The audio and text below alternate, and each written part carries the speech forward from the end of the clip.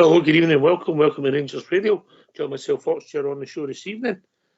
It's a one and only Bridgeman and my big mucker, Southside. Evening, gentlemen. Hi, good evening, Ox. Good to be on the night with the legend, the Bridgeman, and good evening to everyone listening in this evening. Big good evening to yourself, Foxchair, and of course the techie boys in the background. And of course, Southside's going to carry me through tonight. Can I just say to all the Rangers fans all over the world, particularly Rangers fans on here on Rangers Radio, good evening and welcome to Rangers Radio. How are you, Southside?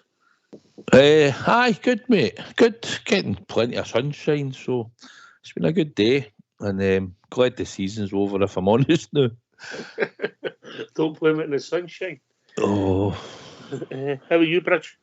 I'm cool, pal. Thank you very much. Very good. It's like sunset, like Southside. It's nice to get some sunshine. Nice to get it. Nice and warm. Yeah.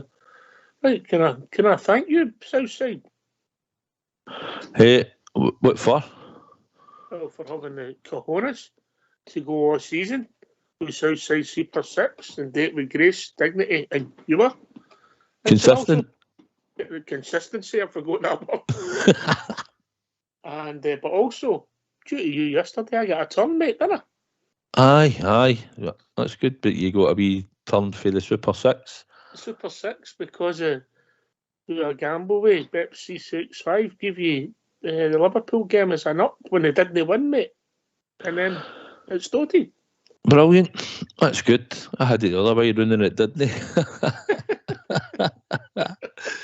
I know you don't know this, right? I'll just tell you now. I had half-time, full-time draw the day, right? 41. So I did a couple of shekels on that. And I also had Sheffield Wednesday to win in penalties at 91. I wasn't even in the day. But I was rushing home and I thought, must be penalties soon, because I did hear it was still not in each.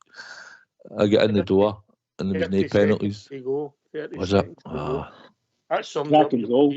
Sums up my year, doesn't it? Aye, well, fair play to you, mate. You had a go. Told you it was harder than people think, didn't I?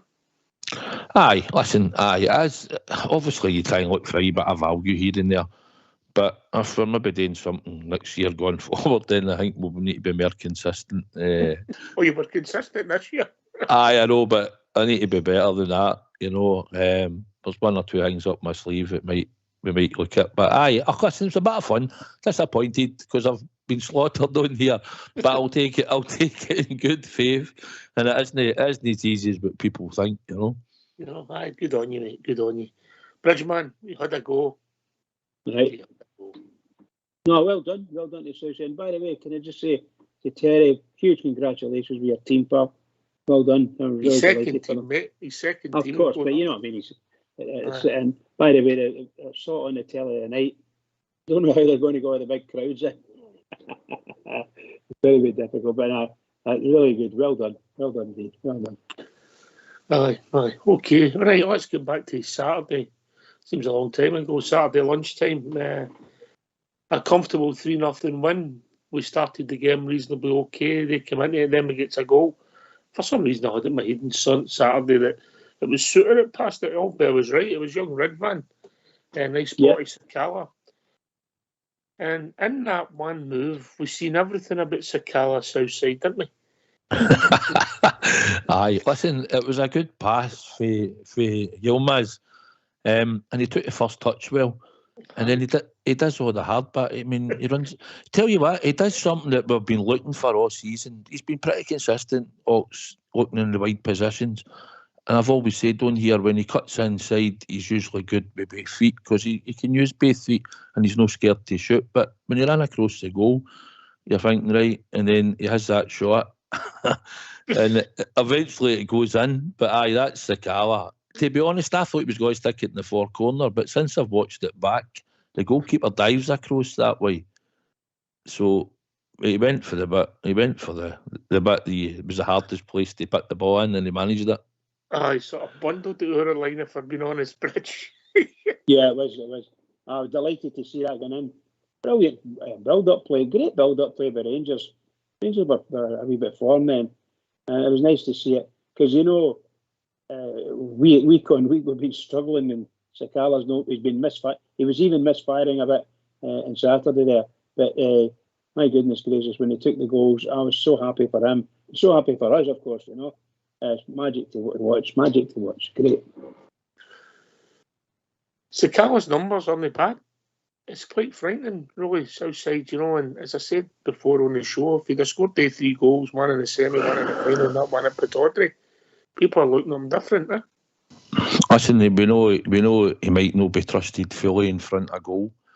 I mean, even we look what he done on Saturday. He's got 2 goals and he made them himself, basically. But his numbers are frightening. I think his assists are good as well. He's not going to be a starter next year, you wouldn't think. But in saying that, he can start in games in the Scottish Premier League because he's proven that he can score. But he gives you everything you want in a Rangers player. He gives you heart and desire, and he tries. And there's a lot of them haven't done that this year. But it's the one thing you can't label him. He's got a few faults, but you can't label no trying effort-wise and all that. And what's he got? Maybe about 20 goals this season. Would I be right? Maybe around about there. And maybe all competitions. Okay.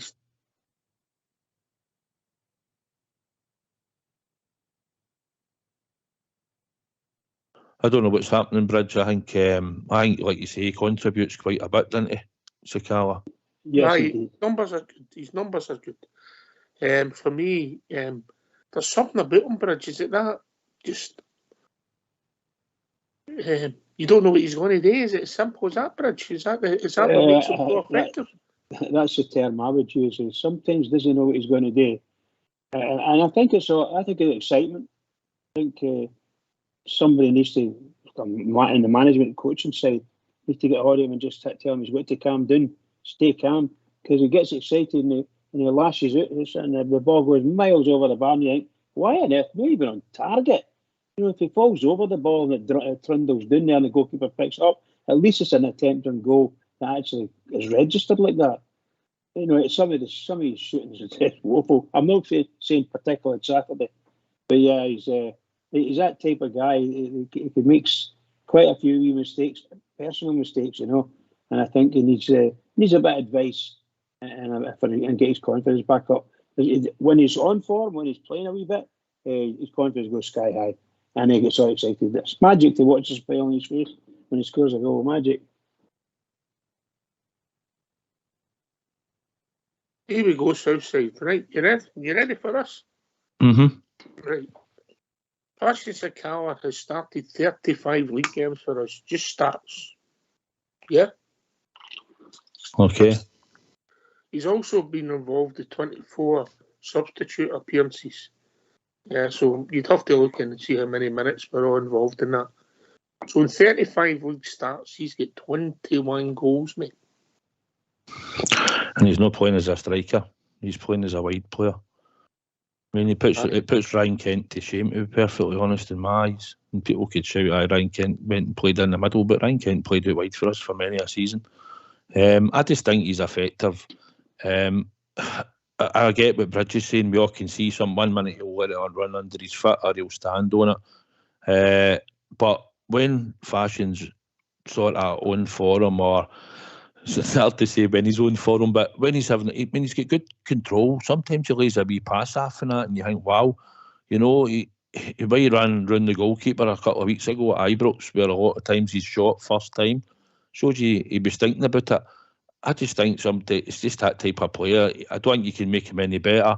I think he is what he is, but I think what you get out of him is 100% commitment. We get effort, he's assisting and he's scoring goals, and we say, well, he's no good for our team, basically. And he's got 21 goals, but he's no good to start next year, you know. I think Ryan Kent in the same period, I don't know how many games he started, mate, scored 6 goals, obviously made more goals, but yeah. Aye. But you're just looking at the player that's played out wide, and I mean, he's got good running ability, he gets in behind teams, he's something that we don't have up front, he's got pace to get in behind, we've used it plenty of times. Michael Beale stuck by him for quite a bit since he's come back, and he's obviously improved it by the goals and the assists that he's managed to get, and obviously for the chances he's missed, he would have added to that tally, and he's missed a couple of big sitters, but That's just unpredictability or Sakala, isn't it? I must admit, sorry. On you go, Bruce. I was going to say, I must admit, I think what you said there is absolutely spot on. Southside, absolutely spot on about him. We know he's scored some nice goals. He scores some, shall we say, iffy ones, you know. But we just love him to score, and he loves to score. If we could get him, as I said, to get that calmed down a wee bit when you're playing, you might take away a wee bit of the magic play that he has sometimes, you know. You might take that away from him. So it needs to be done correctly through the coaching. And I think he's got talent. I think he's a good talent. I don't think we should push him aside. I think he's a good talent. Just looking at his goals scored, Southside, the numbers are okay. Aye, they will be, and he's not playing as through the middle. And you look at the amount of injuries and the times we've had to change the team about this year. But he looked disappointed. I seen him when he was getting took off, and I can understand. You know, he looked a wee bit disappointed that he was getting took off. But when he had that shot on Saturday, I did expect the goalie to get it, but he did leather it, and it just went under the goalie. But I thought he would have. I thought he would probably have the goalie would have got it. But it just shows you, he scores, mate. That's what he does. Aye, got the goal. Aye, I thought the goal should have saved it, but it doesn't matter. It was on target and it was a well hit shot. 2-0 up, and then we gets a third goal. Cholak comes on and scores a striker's goal, Bridgeman. Eh? Oh, that was a classic goal, that, wasn't it? You know, if you'd have seen some of your previous, I'm talking many years ago, centre forwards, that's how close they were. You know. In there with the ball coming across, bang, in the net. Really, really brilliant. Absolutely brilliant goal. I'm very pleased for him. And it's great to see him back. A finisher's goal, Southside? Aye, striker's goal on it. That's what he's there for, isn't it?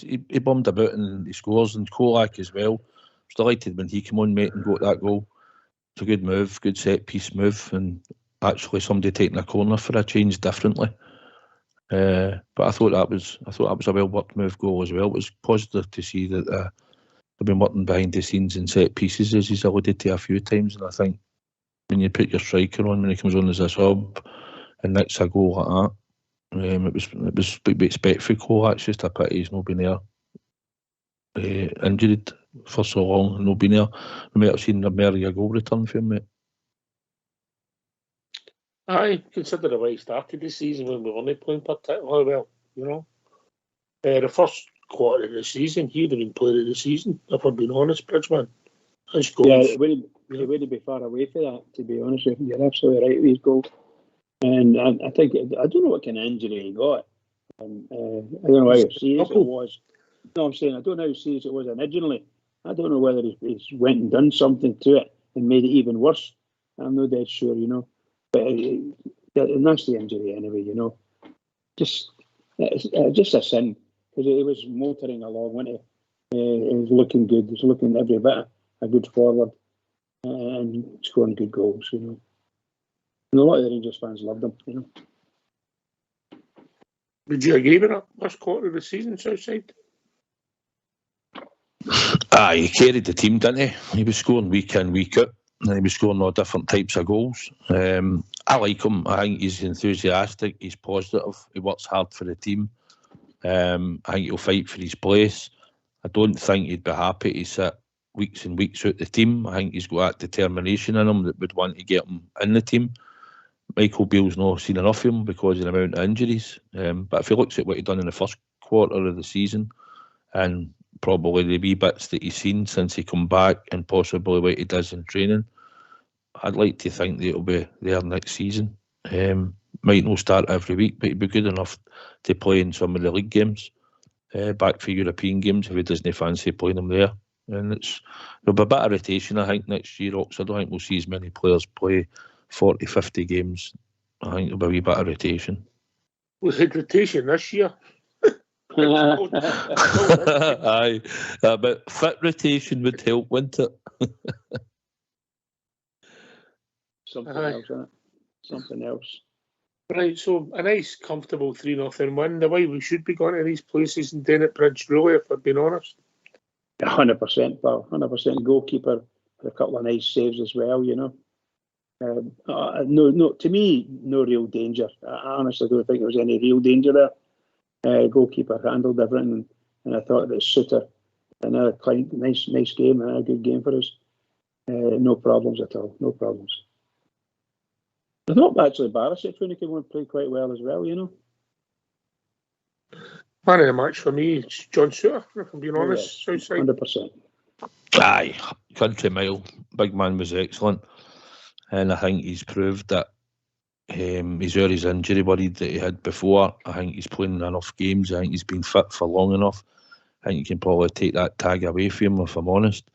And I say, don't hear I wish he'd been fitter a wee bit earlier. I'd love to see him play there week in, week out, get a good left centre back in, and then see if Connor Golson's as good as what people think. Because I think John Suter, the now, has been commanding. His passing's been great.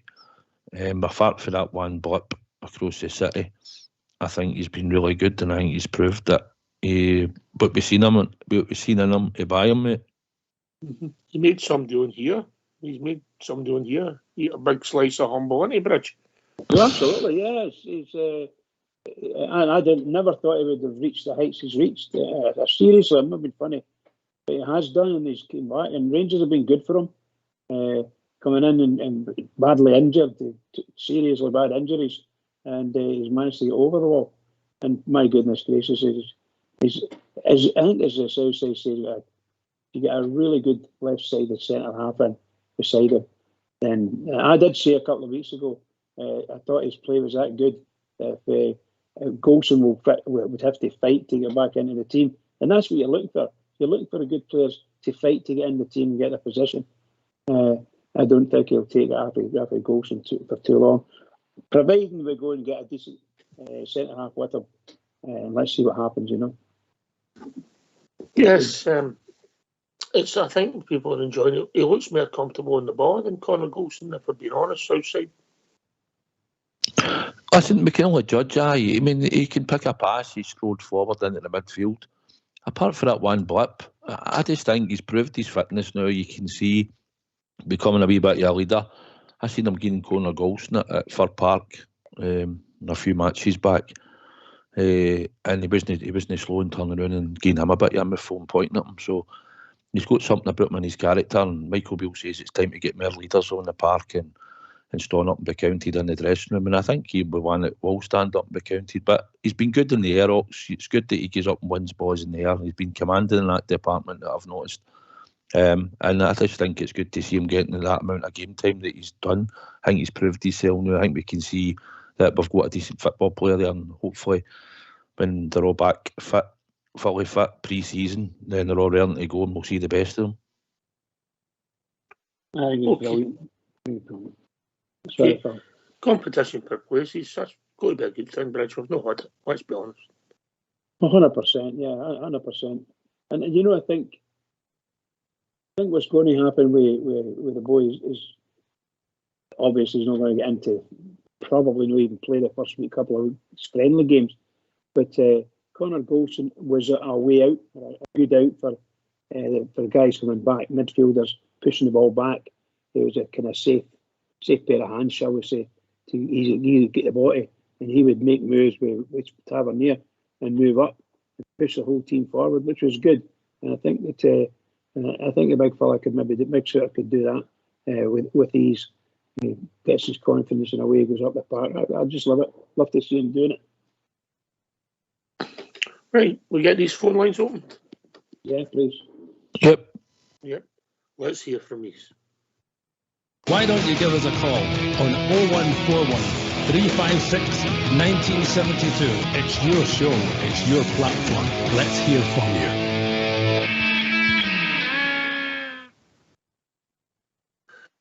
I'm no one for spreading gossip, as you well know, Southside. Aye. I just wonder if Andy for Leeds knows yet. That's all I'm saying. Knows what? That's it, Bridge. Oh dear. Andy, get yourself on here. Talk No, he doesn't need to come on here. No. Right, okay. Right, so John Stewart followed with Fashion Sakala. I didn't think the midfield were great at the weekend, if I'm being honest. Southside, you know. Couldn't work out where Cantwell was playing, because I thought Hadji was playing in that position. And Hadji started the game, first 10 minutes, I thought he was excellent. Then he done what I've always been concerned about Hadji. Aye, sort of dropped out. I think the midfield were getting in each other's road at times a wee bit, the way they were sort of going about. He started well, like you said, and then he seemed to drop out it. I just thought it was one of the end of season games, but probably it was more just to get more minutes into his legs. But you're looking you're looking from to go out and produce something, you know, a wee bit better than what he did. But I'd give him the benefit of the doubt. But the midfield wasn't great, like I say. Apart from the set piece for the third goal, if you include Cantwell, you're asking. There wasn't much. We didn't create a lot. Sakala done well. He had a wee chance. I think he put one by the post and he blazed one over the bar, didn't he? And I think midfield-wise, Matondo was the same for him. He got some passes and went in some runs, but there wasn't a lot of link-up play for the midfield. It just seemed to do enough to get through the game. That's what it felt like on the day. Didn't have that bursting for midfield like we had. It was either Sakala or Matondo was bursting for midfield going forward, you know, for wings or deep. What's your thoughts on young Redvan, Southside and Bridgeman? Young Redvan, I think he's looked okay. I think you can see he made a lovely pass. I think he's starting to settle in. I think he's brave. I don't think he'll struck a tackle. I think he's proved already. He's been into a few, no problem. Might lack height, but he's got a decent leap on him. I think he's played enough football in Turkey to be able to handle anything in Scotland. Obviously, we're going to need cover, because you always need cover for the left back. I think Borna might stay anyway, and that might be the cover for Ridvan. But I've liked him, Ox. I think it's just about settling in and obviously playing with newer players again at the start of the season. But a good pre-season under his belt, understanding the system, whether we're going to play a 3 or a 4. I think he's done really well, and I think he's going to go and improve himself at Rangers, mate. Rich? Yeah, 100% agree with what I said there. The boy looks really comfortable. Ball. Obviously, I think he's a better defender than Borna. But the same thing that happens to a lot of fullbacks that go forward. You can end up getting trapped and stranded a number of times. Because what I'm seeing with Redvan is when he goes up, the better players who are playing the sort of inside aren't necessarily finding him. They might not be wanting to push it out wide. They maybe want to spread it out, and all of a sudden the ball breaks and he's stranded up the pitch. So he's got that to get a goal over. But good, fast, nice fast player. And I don't think we've seen his great power on shots. I don't know if we've seen any powerful shots from him. But no, quite tidy player. That's that old problem you've got, Southside. You can't be in two places at once. No, listen, there's a couple of times when he's went down the flank and there's been nothing really to cut it across the front of goal to. If we've got a couple of times he's went to look for the cutback. But I think there's enough there, Ox. I think you can see now with the amount of games that he started to play, rustiness probably for him, and not getting a chance to really see him. But he's got a nice left foot, and like I said, he knows. But I think he'll handle Scottish football, no problem at all. He handled Turkish football, played at Besiktas, played in Europe, played about 60, 70 games for Besiktas. So there's no problem with Ridvan, just about letting him get settled in, and I think he'll be a good player for us. Yeah. Right, we'll be done by Jordan. Evening, Jordan. Well, I would say evening, but it's a good afternoon to me.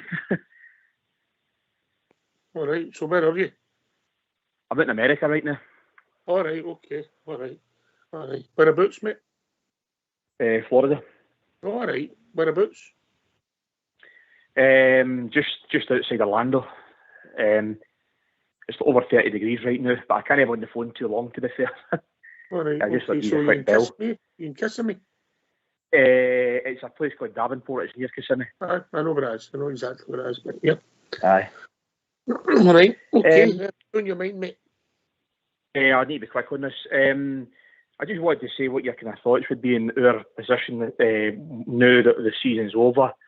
How active we need to be in this transfer window? Like, is this going to be a daily thing now? Are we going to maybe updates and a player come in on a weekly basis, or do you expect kind of every single day, or do you think it might be every 2 weeks? Just wanted to see your thought on that be, given Bill's budget. Are you talking about the media? Or are you talking about what's actually going to happen? What's actually going to happen? Right, okay. Southside, I'll go first. Obviously, we've lost 5 experienced players, I think. You can make that 6 with Stephen Davis. And there'll be some fringe players will go. Guys like Scott Wright, example, might disappear and others might go on loan. And then there could be offers in for other ones, maybe Glenn Kamara and another, you don't know. So we'll watch this space. I think you'll find for the 6 that suit the squad, the experienced players, there'll be 6 first teams signed. And then as other people leave, there'll be other players come in the door as well. Yeah.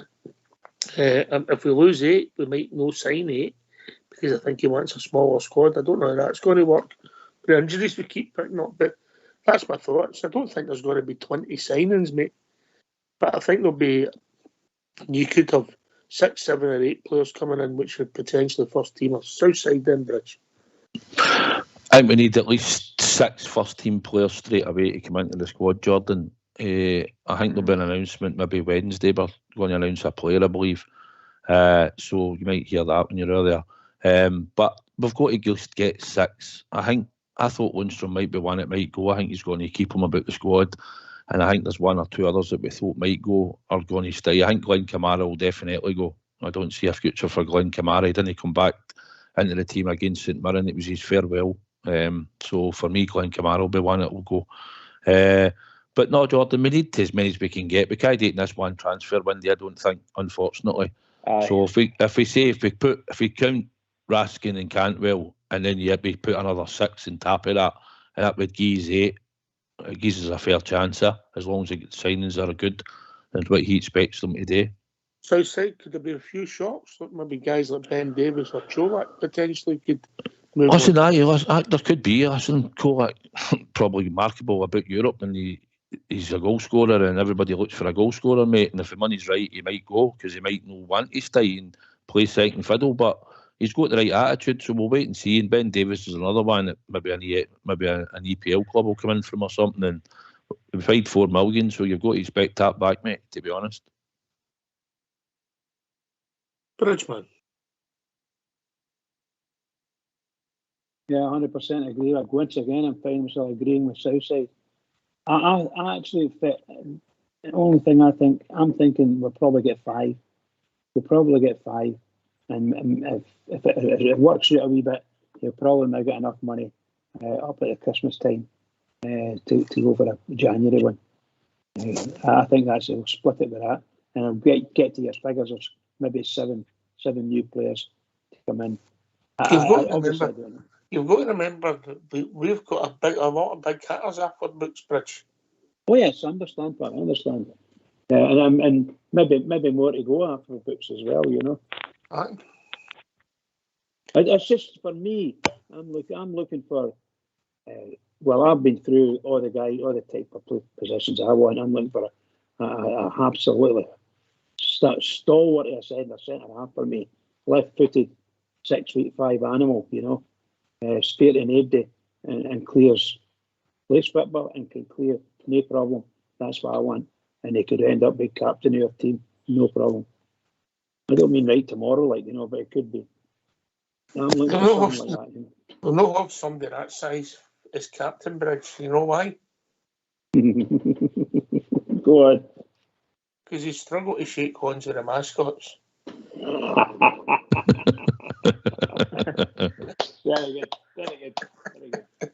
Right, in you come. Give us your thoughts, Jordan, before you go, mate. I think we've got to just get behind Beale, trust him, and no judge him by what's happened this season, because I know it's obviously the big aspect was getting put at the 2 cups, which pretty angered me, to be honest, but I think it's all about next season now. We just need to write that season off. a total disaster, and focusing this season ahead and build a team around Raskin and Cantwell. And then, as you said, about 6 or 7 players in. It's a fresh team.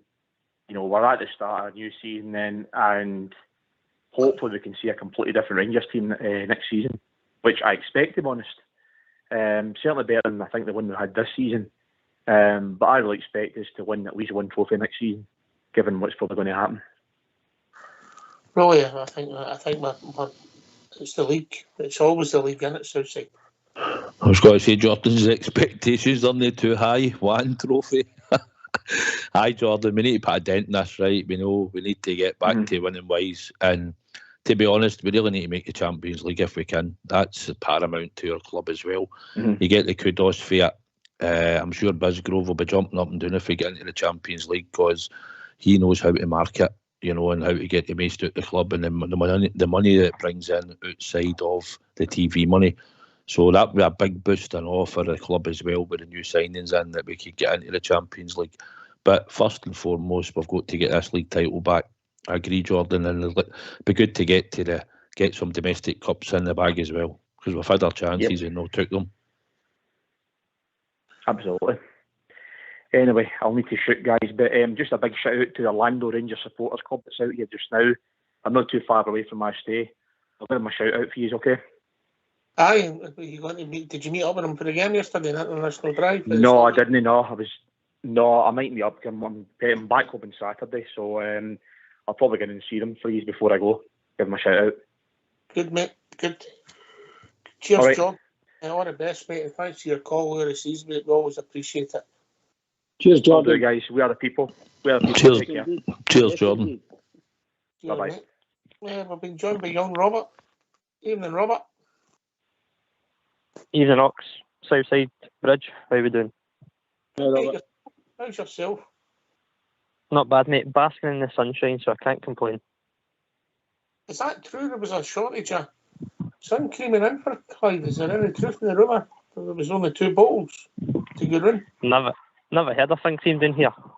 That's a luxury. They probably use a bucket. I'll leave that to the other port one. I'm not a bucket drinker. I'll leave that to him. Oh, you're too classy, mate. All right, what's on your mind, mate?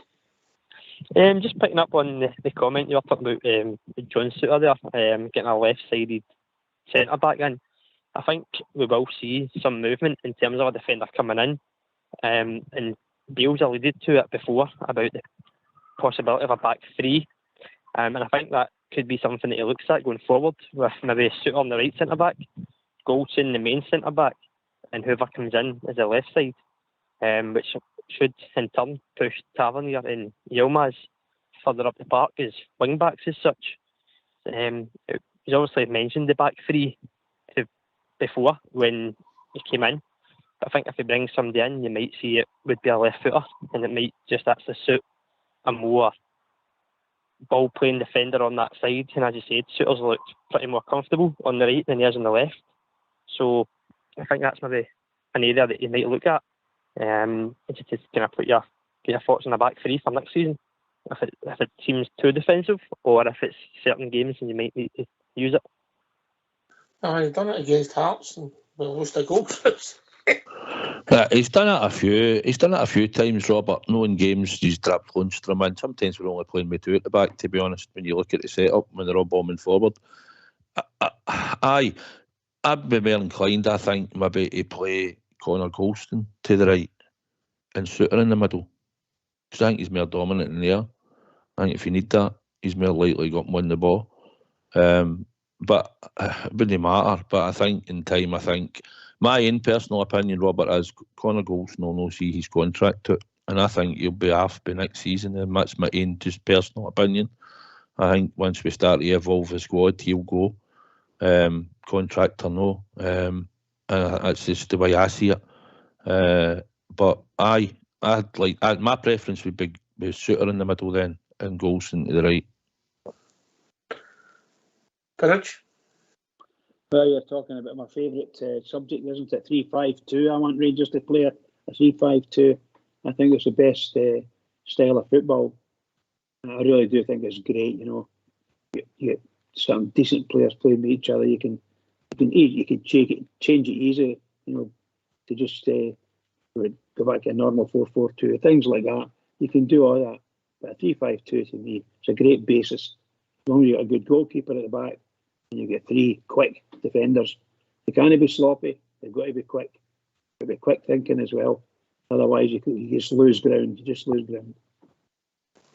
So, yes, I agree with him. I agree to a certain extent, yeah. Dujon Sterling can play centre-back, Robert. They tell me he's mustard there. He can indeed, you're right there. He looks a big unit of a boy as well. The same as kind of Sooty's got that physique about him. I don't know if he's coming in more as a right back with competition for Tav, or if he is seen as a centre back, but the versatility that he can bring is obviously something that Beale's looked at and obviously provides further competition for all along the back line. So it'll be interesting to see how he does. I agree with Southside there, what he said about the 3-5-2 being tried before and we've lost points and we've done it before. But I think the better the player, the more comfortable and the more secure it could be as well. But it's one of the ones, there's umpteen options. What's your thoughts on Suter at the moment, mate? What's your thoughts on John Suter? I think he's obviously signed him, we had his injury problems, but now he's showing that the why we bought him. He's probably one of the best centre-backs in Scottish football at the minute. Probably one of Scotland's best centre-backs, and I see he's been picked for the national team, so that's credit to himself, working hard and getting his fitness back to normal and being where he wants to be in football. So he's looked the part, he's looking fit, he's comfortable with the ball, bringing it out. Might have wee kind of lapses, but every player's prone to that. So I think it's credit to himself that he's worked hard, he's got back in the team, and he's probably getting in at the right time as well, with a few injuries to Ben Davies and then obviously Goldson picking up knocks as well. So he's taking his chance, and with a full pre-season in him, it could be a selection headache for Beale if he decides just to go with a back four and the 2 centre-backs. And as you said, he's younger, but he looks a lot more comfortable on the ball. He can find a pass, short or long. He's not afraid to drive into the middle as well. And he's got a good bit of kind of recovery work as well. He might not be the quickest, but the ground he can make up is pretty impressive as well for a big boy. So, say, I put you on the spot, Biggie. I know, penalty spot. No, I'll put you on the spot. Let's say we were playing a 4-4, a 4-3-3, right? And you were playing 2 centre-backs. At this moment in time, who would you rather have? What combination would you rather have? Goldson and Suter? Goldson and Davis? Or Suter and Davis? If I had the choice, it'd be Suter and Davis. I've said to one here many a time, and you know my feelings on it. Connor Golson's a good organiser and stuff, but he's not my cup of tea. He turns his back, he's no dominant, and the stuff I've said to you on here about him. So John Suter, for me, mate, that's why I kept saying I'd love to have seen a good run of games, then everybody make their mind up. Do we really miss Connor Golson as much as people think in a back four?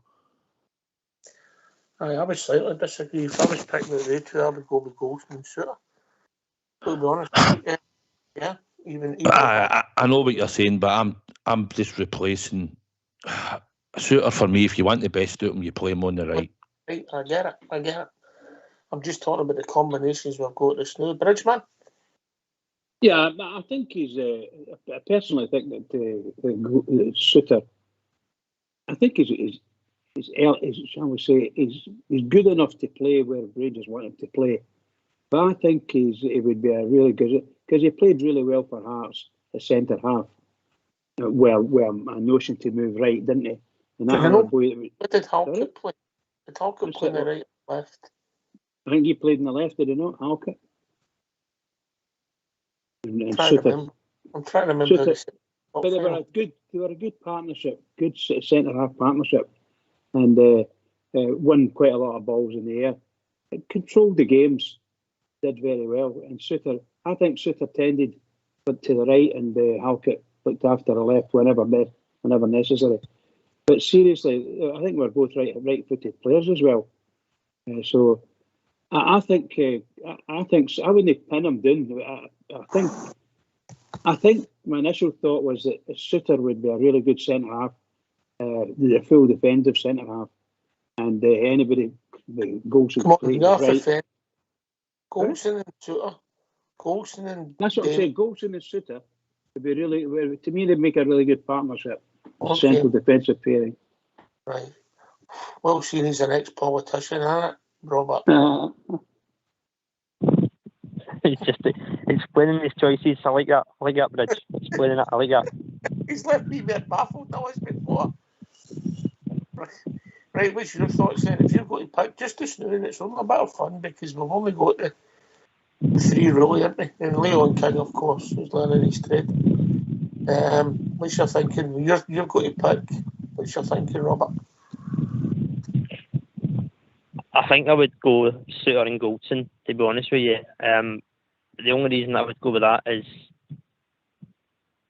we've seen what Goldson can bring, and Suter's obviously learning his trade as well. As such, he's with us in game time. He's improving each time we see him, and I think to kind of learn in a way off of Goldson and having you alongside him, he's picking up points, and he's mentioned that before in a few interviews that the guys have helped him through his rehab and his injury troubles. They two particularly have kind of helped him. So I think in terms of replacement, it would be the straight swap, obviously, for Goldson once he does leave or whatever happens.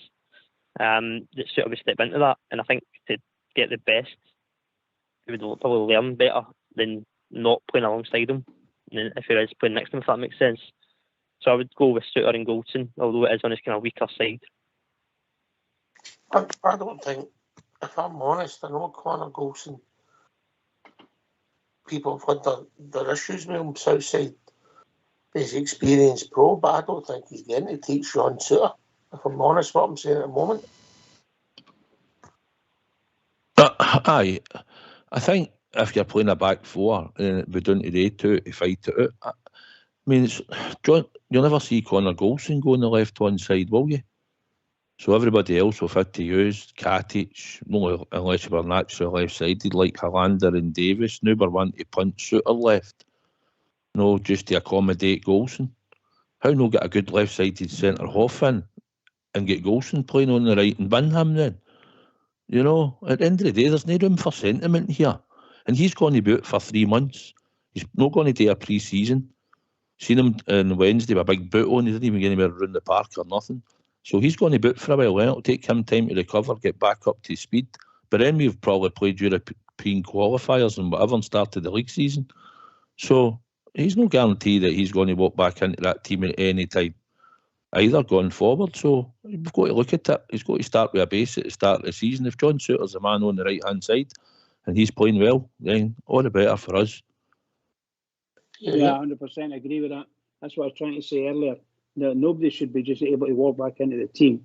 We should have a really competitive set of players. And yes, the number one priority for me from a defence perspective is they have to get a left-footed centre back and a good big fella can play football and he's fast, reads the game, and he's have all the qualities that you need. And if it takes you spending money, I would spend the money and get that, and that'll solidify the defence. Because if anybody were alongside John Suter would be very good. Rich, if you had a centre half and you were to pick, I mean, it could be, you know, your type's big and strong, but if you swapped it up for somebody who knows big, but it's quick, what would you rather have? Well, I couldn't get a mixture of both, no. No. You know, I'm looking for somebody big and quick. You don't usually get the big guys aren't usually that quick, are they, if we're being honest, no? Well, there's something pretty good, aye. I don't want him to come in as a plod. I'm not wanting a plod. I'm looking for somebody who can play football and is good at it and is quite quick on his feet.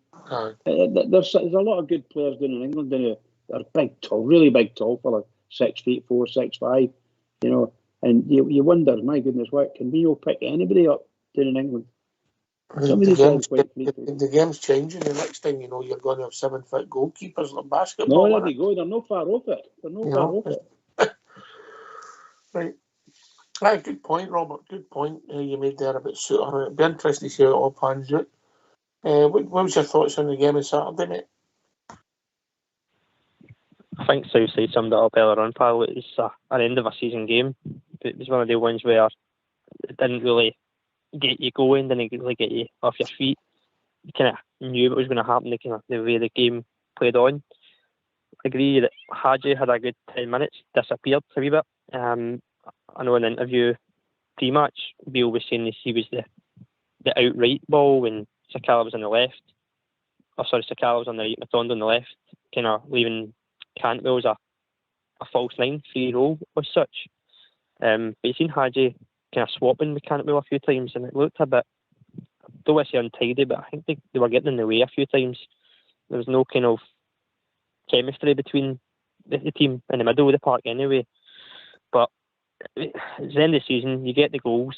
Sakala, typical Sakala, you don't know what you're going to get. And I think that's in a weird way, it's a strength for us, because if we don't know what he's doing, then the other team, defenders, certainly don't know what he's doing. But his involvements, I think I posted on the Facebook chat that he said 18 goal involvements in 24 matches since Beale came back, which is just remarkable. And this isn't a guy that's your number one winger or your number one striker. But he's took a chance and he's grew on from that.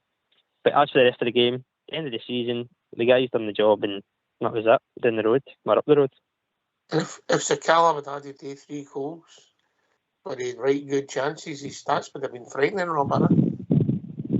Aye, there would be, and it's big chances as well. It's not games that it's a chance that could have extended a lead to a 3 or 4-0. It's big moments and big games, semi-finals, finals, that fine margins, and that's what football comes down to. It's fine margins, but it's not his confidence as well. You see that he's doing things that you'd expect him maybe to fall over a ball when he's running at players, but he's not. He's still getting the ball, he's driving, he's still got the confidence, cutting inside, having a shot. Okay, sometimes he should maybe pass rather than shoot, but he's having the confidence to do it. And that's something you want to see. You don't want to see a player missing a big chance and their heat goes down, and it takes him a couple of games to get back into it. He's always smiling, as we know, but his confidence has always been there, and that's something that he can take and he can give every single game. And we can't ask much more if he's given his all every game. It may not be clean slate, but it's better than what half the players have maybe done this season, or more than this season. No, as we touched on earlier on, Southside, he certainly doesn't run with the ball up Brian Laudrup, does he? No, but see, sometimes, I mean, look what he done at Tannadice when he's ran full pelt. And he's flicked it up with one foot and smashed that roof of the head, and you're like, wow, wee man, how did you manage that? He's got touches of brilliance at times, and then he's got the touches where you think, what you doing, wee man? How can you make a simple pass? But you know what? He works hard for the team, mate.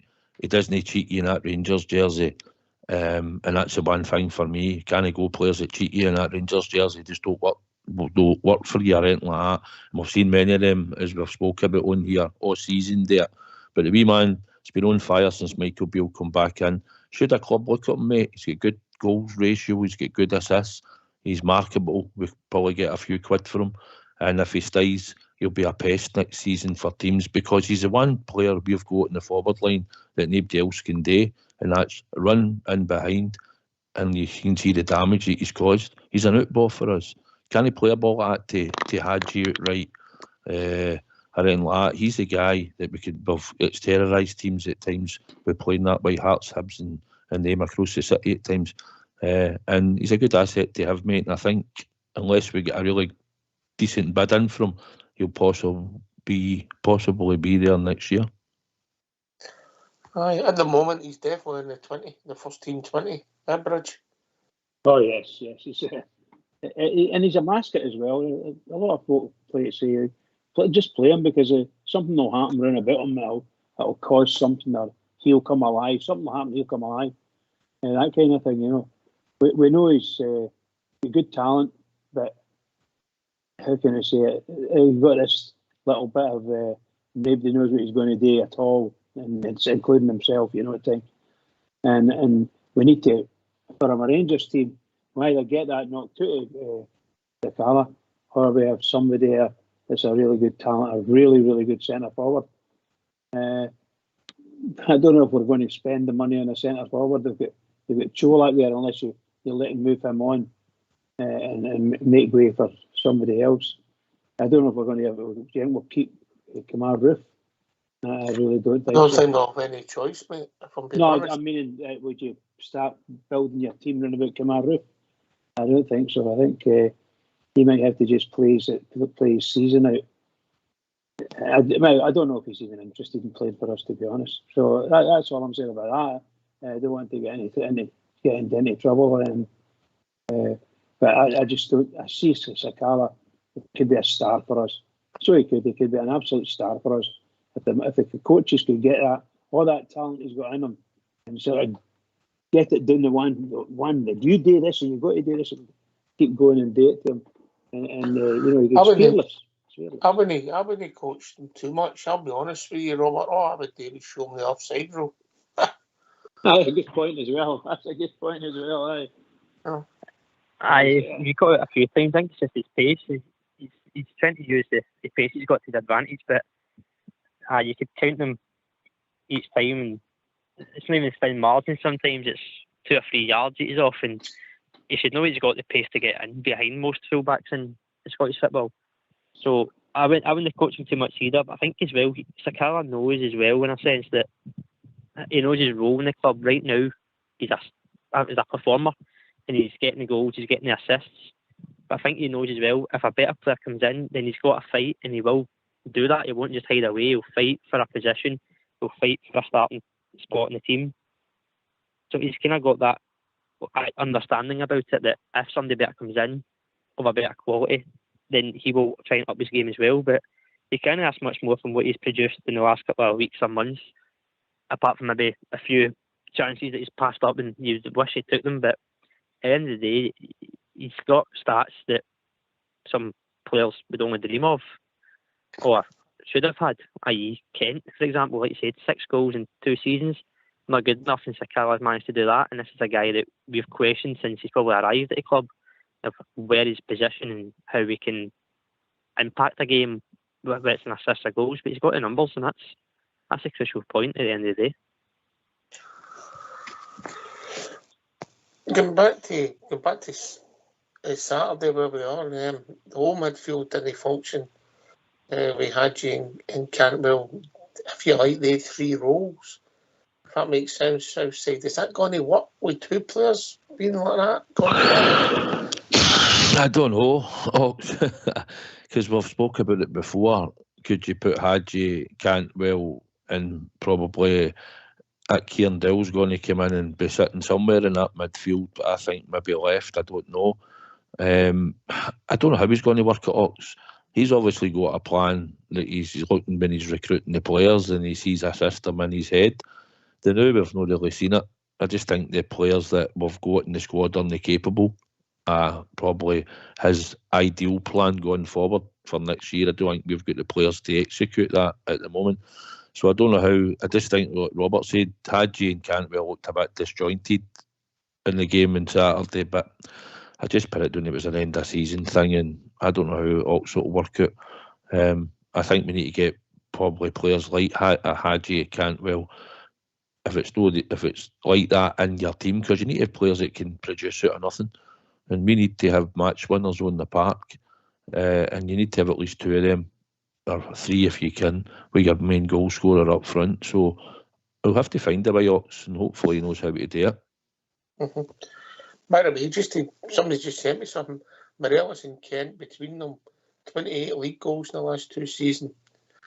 And Sakala on his own, 21 in the last 2 seasons, Southside. How many? What's that? What did you say there? They've scored how many together? Morelos and Kent, between them, the last 2 seasons, 28 goals. 28. And Sakala on his own, 21. Aye. I mean, don't get me wrong, we can dress stats up. We've got to look at performances as well and stuff in games and what the games mattered, right? We get that. But we can only look at what we see, and like Robert alluded to, he's full of enthusiasm. If he misses, he goes back to try and have another go. And he's always positive, mate. And he's just been that positive, and his stats don't lie for what he's done under Michael Beale. As much as we've had other injuries and he's got his chance, but you can only do when you get your chance. That's what he keeps saying. Come in and take your chance. And he proved he scores, he's assisted, and his stats look good. towards the end of the season. So he's marketable, mate. If somebody wants to come in and get him, I'm sure we can sell him on for a few quid. It'd be interesting to see how it pans out. I know you're right, you can make stats. What's your thinking on that with it? We'll give them a benefit of the doubt. Hadji and Campbell haven't played much together. But going forward, I think you could maybe do Ibrox certain games. We get it right, Robert. It could work. It's attacking. You've got guys that's going to make things happen. But is it going to work every week? I think, as you said, mate, there's certain games that you would maybe play that kind of style with two number 10s as such. I think it was the other night as well. You were saying your lineup would be like 4-3-1-2. If that was me, I would do the one as the Cantwell would be the 10 with two strikers, whether that's Cholak and a new signing or whoever it goes. But if you've only got one main striker, then you could play two 10s as such. Is it going to be Cantwell and Dibble? Because they've got a relationship after being playing at Norwich. Does Hadji fit in somewhere else in the squad? Does Hadji become a squad player? It's going to be interesting to see where the players will fit in, how the formation goes as well. I think that's a crucial one, depending on what formation he plays. If he sticks with the 4-3-3, is it a wide 3? Is it a 2 behind the striker? If he goes to a 3-5-2, then you're going to have no wingers other than your fullbacks. So he's taking away the width of the park and basically giving Yilmaz and Tavernier a free role to go up and down that touchline. And you're having your creative players in the middle. It's how they all fit into the jigsaw. And I think that's something that he's trying to have versatility in the squad. There's not many players that can play in different positions. I mean, we've had a season and two now that we've had no striker and you're playing a false 9. So he's looking for somebody that can maybe play central, can play left, can play right, doesn't mind dropping deep as a midfielder as well. So certain games you could set up with the two creative players. More so you want to see at Ibrox, obviously, in front of the home fans. You want to be creative, you want to be playing attacking football. But if it's looking messy and you think it's not maybe going to work, you play to what you know will work and what's your strength. You don't want to have a game where you're getting in the way of each other.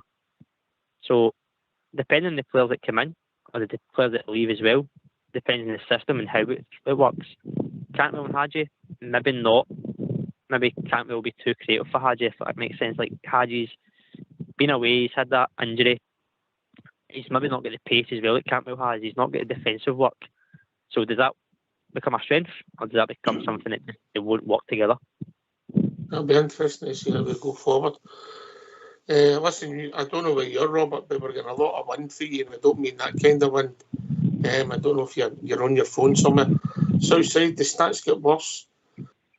Morelos and Kent, between them, 94 league games they started in 2 seasons for 28 goals, and Sakala started 28 for 21 goals. Sorry, 35 for 21 goals. Don't get me wrong, they two at one time at Rangers were fantastic, you know. It's the way we've seen it. Listen, we look for contributions. We've been saying all season certain players weren't contributing, their goals weren't there, and we wanted better. And our midfield, apart from Cantwell, who started to get into scoring positions and score now, because we need that next season. So we missed Cholak. I think if we'd managed to get him a bit fitter, if he'd been fitter, we might have seen a bit more return from him towards the end. As it is, we had to put up with Alfie for quite a bit at that time. And obviously, like we said, it just kills you to see it, and it players. Do you know what? To me, I know, by the way, it just came into my head. See Ryan Kent. Why Ryan Kent get allowed to go into that park at Ibrox last Wednesday and know where a Rangers top? Hillander would come out with tracksuit and that one. I think that was disgusting, by the way, and I don't care what he thinks. You represent our club. You don't run about our park like a pop star. You get well applauded up at the room for the support and for the Union Bears. And I think it when they took much just to put a Rangers tracksuit on and go there. But that's just my opinion. Sorry for getting sidetracked here. No, don't disagree, mate. Anyway, we've reached that time of the evening. If you don't mind getting yourself on mute, because we're going to have a tune.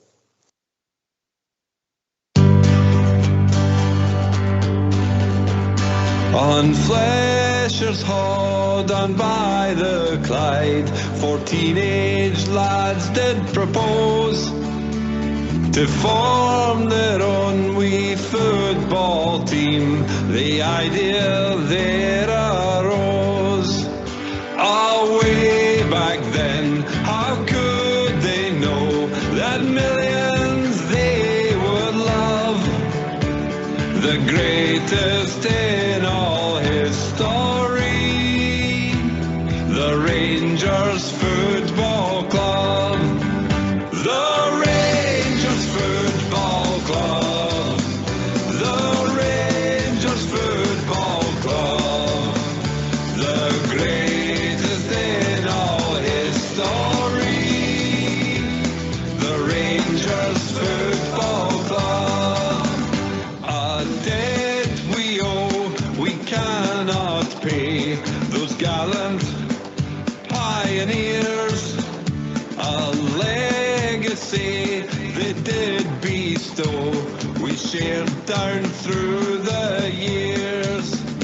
To Moses and those fine young lads, our gratitude we'll show. We'll sing our song with heart and voice, and let the whole world know. The Rangers Football Club. The Rangers Football Club. The greatest in all history, the Rangers Football Club. Come join as one and toast to all who share our history. Toast William Struth, a noble man, I'm sure you will agree. Lest we forget our absent friends, they watch from up above. In life and death will always be with Rangers Football Club. The Rangers Football Club. The Rangers Football Club. The greatest in all history, the Rangers Football Club. The Rangers Football Club. The Rangers Football Club.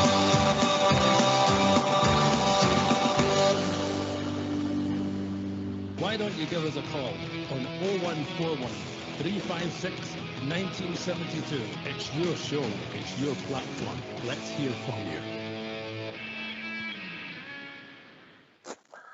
I'm not going to go at Kenton Morelos' ability. You know, I mean, I've enjoyed them, and you know, 2 years ago they were two of our top players, but just the numbers are frightening. Frightening when you're looking at it. You can see the amount of time they're spent on the park, the amount of goals they've been involved in. Doesn't help you win league titles, Southside. That's the. When you look at the stats, you look at the games we've no won, adds up. But you'd have to look at who they're playing, and they get Aye. look that deep, you know. Aye, Alfie in Europe and Kent in Europe. Aye, you know, Kent's not got loads of goals in Europe, but he had a lot of big moments in games. And Alfie, but that was when they were at their peak times. You know, that's what we're talking about, when they were at their peak times. You know, and since then they've just been a shadow of the players they've both been. Sakala's just a guy who's worked hard, shows enthusiasm. Isn't he going to be probably a starter in your starting 11? But he's willing. He's contributed and he's assisted, like we've spoke about. When we've asked people to come in and try and step up, he's been there and he's done his best. And at times we're raging with him and that because we can't believe what he's just done. And there's other times you're like, wow, how did he do that? That's just fashion Sakala, mate, innit? But we need players to step up, and hopefully it's going to be a new era under Michael Beale going forward, where we don't need to think about what they used to do and stuff they've done. It's going to be new players, hopefully a majority of them going forward. So you want them to go and make success for themselves and the club. Right, here's a question for the three of you. We'll start with Robert, go to you, Southside, then we'll bring Bridge in. Right, of the players that's there at the moment, if Michael Beale's picking his starting 11, what players are what positions are vacant, and who's in the starting 11? Or let's be hypothetical, let's call it the first Champions League qualifier. Robert. So just for what positions are up for grabs, you say that, mate? Sorry. Aye, who's in? Just know the players that's there, who's starting, and what other positions are up for grabs for you as we sit the day. Right now, I'd put McCrory in goal, so your goalkeepers are safe. Tav, I don't see him putting him out anytime soon. Even if we bring in Sterling, I don't see Tavernier getting put to the side at all. Is that Jeff Sterling? He's on. He's good mustard, mate.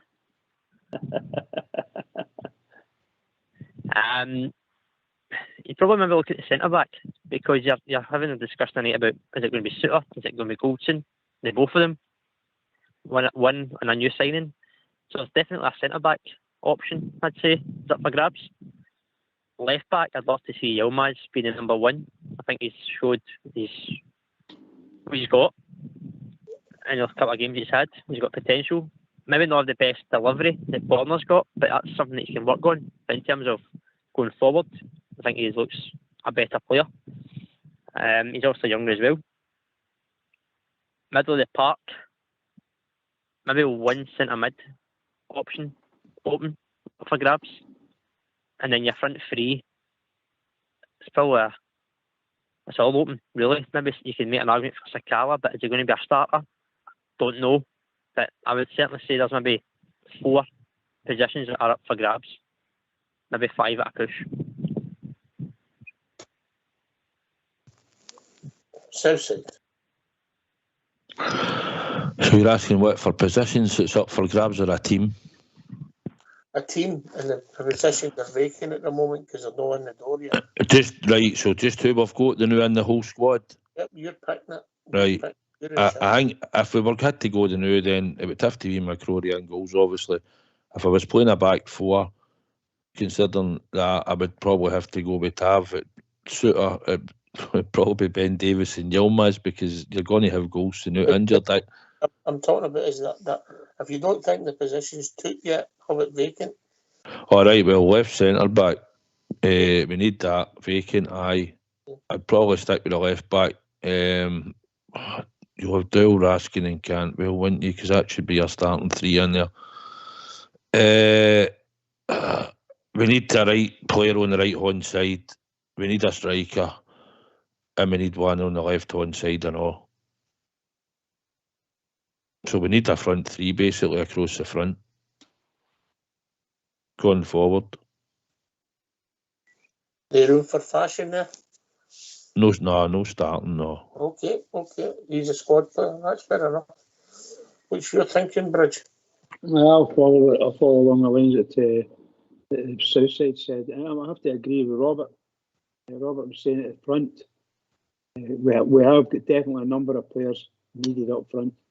So did Southside. So we're not all far away from what it is. I think if it was me, I don't think I would have all 3 of our centre, shall we say, our forwards playing. Because we've spoke about some of the weaknesses they've got. But obviously we don't know what's happening with Kolak. If Cholak's coming in or going, whatever, it's not going to go, then obviously he'd be a centre forward based on what we've got. But certainly I would like to see those positions filled, people coming in. The midfield, I don't know. To me, there's something going on that we don't know about. What's happening with Lundstrom? Is Lundstrom going to be with us? Don't know. And that if it's not, then you need at least one midfielder. At least one midfielder. What you thinking about the Lundstrom, Bridge? What's your rationale there? Well, he's quite a good. To me, he's quite a good defensive mid. But there's people thinking he's no good enough. Sometimes when he's a wee bit off, he does look terrible. It doesn't look just bad; he looks terrible. So I don't know whether the manager. Obviously, it's obvious what the manager thinks. Is he going to keep Lundstrom?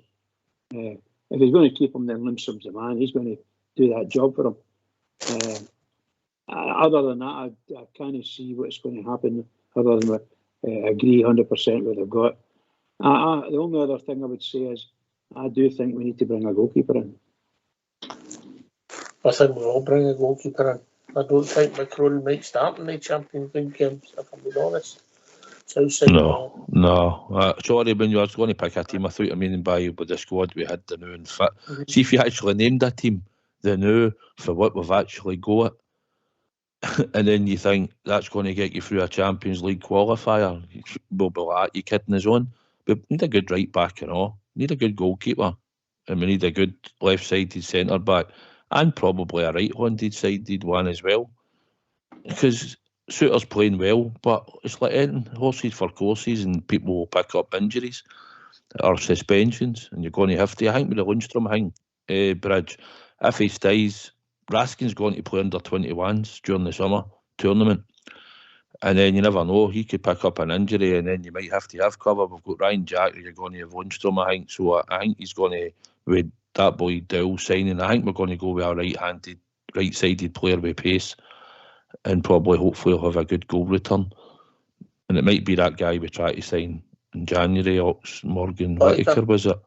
Morgan Whittaker, or it might be somebody totally different, but I think he's looking to add power and pace in that right-hand side to our team in the forward line.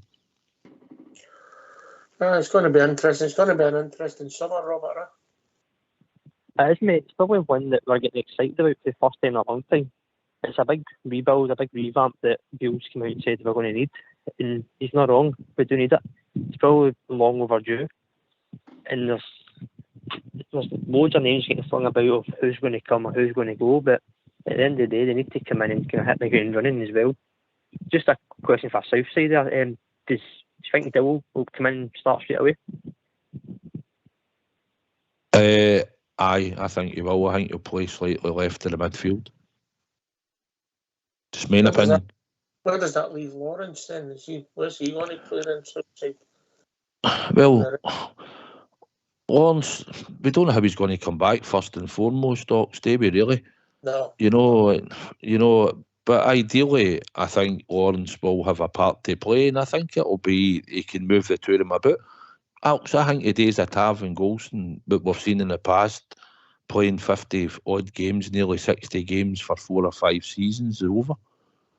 I don't think they'll be relied on as much as that now going forward. I don't think Michael Beale, you can see the wear and tear it's coming. I mean, we talk about Sakala's unpredictability and that, and you look at Tav at times for right back, the amount of goals they've lost.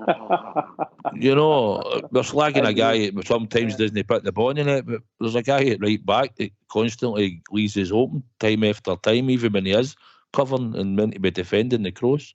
So, you know, we can pick holes in it all. If the boy Sterling comes in, I believe he can play right back, and that might push Tav on to be more consistent. Well, be interesting. End of an era, definitely an end of an era bridge, isn't it? You know. Yeah, and it's we've followed the team for ever such a long many years, and here I don't like these times.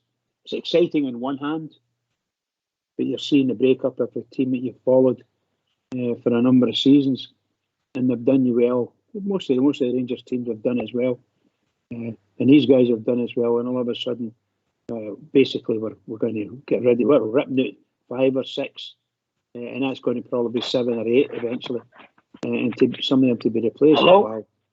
Well, we've enjoyed the Shuggy evening, Shuggy. Good evening. How are you? All right, good to hear from you, mate. What's on your mind? I just think the way you've been talking tonight about different formations, I think we should play a 3-5-2. Go on there and explain yourself, mate. Well, personally myself, if it was me, I would play 3 centre backs. I would play hopefully 2 not totally out and out wide guys, and then 2 up top. I like the 2 up top, Shuggy. I must admit, I think that makes it easier. But do we need 3 centre halves at home to Ross County?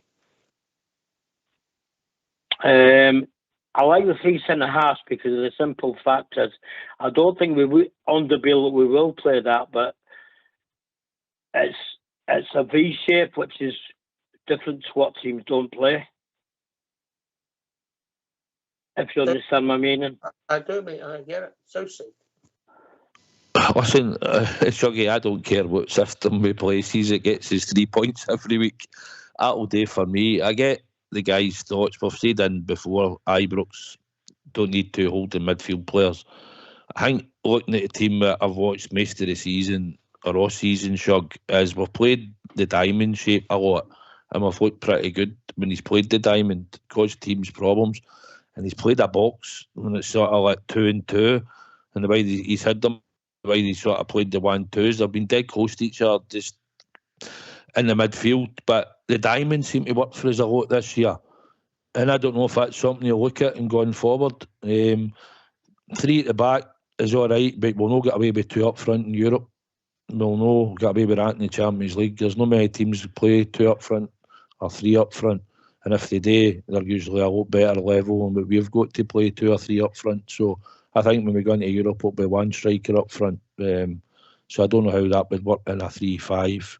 I think it'd have to be a 1 and a 1, Shug. But to be honest with you, mate, I'm not really bothered about Europe. Europe's a bonus here, isn't it? Well, it is, but you've got. I think, in all fairness, we've got to get in there because that's when it helps generate the money to get these players in that we're bringing in now. And we've done all the work to get it, to get the coefficient up. We've done that all by ourselves. So we're having to go the hard way again. So a big boost for the club, Shug, I think, at this time coming at the start of the season, if we can make Champions League. But the league is the most important, but I think it'd be a bit of a hangover if we didn't make Champions League, to be honest, straight away, mate. Well, I can agree with that. I totally agree with you there, mate, you know. But to be honest with you, you know, I think I don't like saying this because I totally agree with what you're saying, but I think that we need to say, you know, Europe's a back burner at the minute. Let's get above them first because they're bumping the gums and all this and all that. You know, we have to be above them first. There's a classic chicken and the egg. To help you keep refreshing, and you need that revenue, Shug. That's the sad thing about Europe now. It doesn't come down to competing for trophies. It only comes down to revenue. Yeah. Well, let's be right, Ox here, right? Okay, I totally agree with what you're saying, and I 100% understand it. But end of the day, they're getting revenue all the time for Europe, right? We have to win Europe. We have to win the league first, and then say, right, well, we'll take gentle steps if we have to take gentle steps again, and then do it that way. I don't disagree with that, but I think if you're the board of directors, if you want the League Cup or qualify for the Champions League, unfortunately, I don't think there's any comparison outside them bridge. Shug, see when the directors are sitting there and they're thinking, we get into the Champions League, it'll be £160, £150 minimum package to a Europa League package. Yeah, about 60 quid, 75 quid. Maybe being generous at 75 quid, but you know, that it's important that we get there. It's important to get extra money and attract players. And everything that goes with it, to be honest. But we have to win the league. The league is the most important thing. I always say it. We want to be the best in Scotland for what you get for it. You know, we're attracting players because we're offering them European football. And we're saying to them there's a good chance it could be Champions League football. And they're going to aspire to get into the Champions League. And that's what we need to do, Shug. Hopefully we will get in it. It's going to be hard, but we've got to get there because it just brings in the extra money. That's how the club's sitting where it is now for that Champions League the last time, and the money that we've sold a couple of players for. It's all benefited the club, mate. Bridgman, then Robert. Yeah, I think that the boys are right up to now.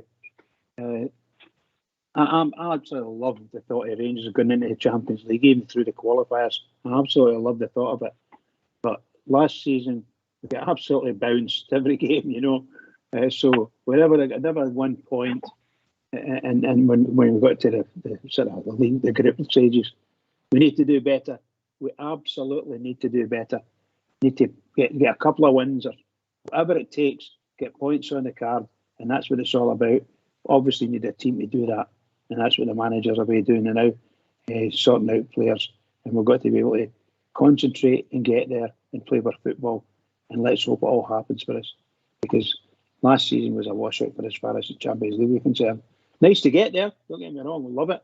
Absolutely love the thought of it. Been watching Rangers for the 60s coming through here into European football.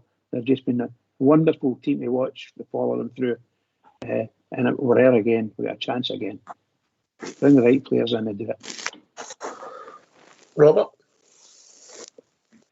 I agree with Bridgeman that the finances that we benefit from ultimately depend on what happens with the football club. We need to be in the Champions League. The other mob across the city, we know they're going straight into the group stages, so they're going to have money to spend.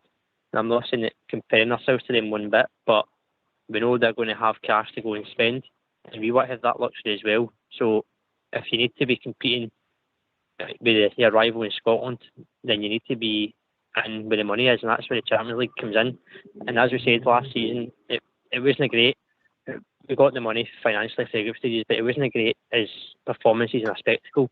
But that's what Rangers is about. Rangers are about being in the top flight, being in the top competitions, rubbing shoulders with the big guns, bring them to Ibrox, let them taste the atmosphere. The Europa League showed that Ibrox can be an absolute fortress, and we can get going behind it. So if we need to be in there. For me as well, if you want to obviously win and compete in Scottish football with the best you can, you need to have the luxury of that extra money. I know Bisgrove said the other week the transfer budget is the exact same if we don't qualify, but you want that added bonus there. You want that wee backup in your bank account to go and get maybe a player that might just turn that performance or turn that team that one extra dial. I'll take what Bisgrove says, Robert. What I'll say to you is, because of the way you're paid out for the Champions League, mate, that money might not show up to the following year's accounts. So with financial fair play, which it's a complicated thing, but it might be right in what he's saying, yeah. Because even though you're guaranteed that income, you can't just go out and splash that cash. 100%, mate, 100%. But as again, if you know it's coming, there's a bit of a leeway. You can maybe have an extra bit to spend, knowing that something's coming in. If that's not coming in, then your hands are tied. You can't put out any more than you've got coming in or potential. Again, I get you're saying that it's maybe next season that could happen, but if you know it's coming, then certainly it gives them an option. Whereas if you don't have that option, then you're going with what you've got, and that sometimes isn't good enough, and you need that wee extra bit. Shug, what's your thoughts on what players or what position is going to be filled rapidly in the next few weeks? Well, I think we've got to fill the centre half spot again, even though we've got John Suter there, because we're not 100% certain with him. We injury wise, hopefully now his bad period's over, so hopefully he comes onto a stronger game and he is a centre half, but the way I would like to play, I don't really know. Maybe my system's wrong, I don't know. I'm just trying to think of us moving forward, but I don't really know, to be honest with you, Rox, but I'm just hedging my bets probably, but I just want us to be number one in Scotland, and then we'll take it from there. I understand what everybody's saying, and I totally agree with what everybody's saying, but at the end of the day, they're going to have more money to spend than us, right? Whether you spend it in the right market or not, I don't know, but I don't totally, Bisgrove is a good businessman. He talks a good game. So the fans buy into it. Yes. We'll buy into it anyway because we're Rangers fans. At the end of the day, you can't keep buying into sound bites, can we? No, you need to be competing and winning. And that's what the club's based on. Southside. Aye, Shug. I'm going to get into that Edmondson House thing that he's doing in June. So I'll hear what he's got to say. He speaks well. A lot of it's sound bites. A lot of it as well. I thought wee bits and bobs for listening to John Bennett. Listen, if they're singing for the same hymn sheet, mate, and they've got a vision, and it's, I think they're going to front load it. I've said it on here a few times. I think they're going to back Michael Beale's judgment. I think they're going to try their best to get as many players. We are a wee bit handicapped with that fair play thing. I think that's how it's important that we need to get the Champions League money turnover. It helps to do bits and bobs round about the stadium as well that they might be looking for in the money aspect as well as the playing squad. So, but I think they've got a new vision, and I think they're positive about going forward, and I think they're going to support Michael Beale. So as long as his judgment's right, mate, and they go out and do the business on the park, bring success, then that's all we're looking for, innit? We want success back, and we want them to get to deliver it when they sign for the club. And I think they all, listening to Todd Cantwell talking and Raskin, and then the other players said they've had good conversations with Michael Beale. He tells me exactly what he wants from where they're going to play. So at least they're getting to go and do the job that he's expecting them to do, mate. And I think it's all positive for next year. I'm really looking forward to that. What's your thinking about Beale, Shuggy? What are you thinking about Beale? Well, personally myself, I don't like to say this on a Rangers on a Rangers programme, but I think it's a bit of a chanty wrestler. So the proof of the pudding is going to be eaten, yeah? He's got to get results. Well, to be honest with you, I think he knows how to speak to us because he's been there before. So he knows how to give us the same bites, if you can, what I mean. So we buy into it because he gives a little bits the same bites, so we go, oh yes, what a man. But I don't think he's a manager. I don't like to say that about any Rangers manager because, he's Wears and we back him 100%. Well, he's Wears, you know what I mean? But I just don't think he's a Rangers manager. Aye, well, he's no managed a lot of games, really, to have the Rangers job, if I'm being really honest. Southside Denbridge. Aye, Shug, listen, he's got a lot to prove, right? And he'll certainly be judged by the support, and he'll not pull the wool over anybody's eyes. He knows he's certainly got the privileged position to be your manager. He's came back here with relative management experience. Aye, he's part of Steven Gerrard's one trophy in 9 seasons as well, while he was here. But I'm willing to give him the benefit of the doubt because I've seen a transformation in the way we've been playing football. I can see that getting rid of the players that have let us down this year and having to go to the other line on many occasions, but did get his 55 and won a Scottish Cup. But we know it's time for transformation, and I'm hoping that he knows the players and he's got a system, mate, and I'm willing to give him the benefit of the doubt. But listen, he'll not kid any of his own, believe you. You'll hear it on this show next year. If he's no cutting the mustard, mate, he'll be getting tell, and he'll know that himself. He'll not need anybody else to tell him, but he's learning on the job. He has made mistakes, but I think there's more positives, mate, than there is negatives at the moment. Bridge?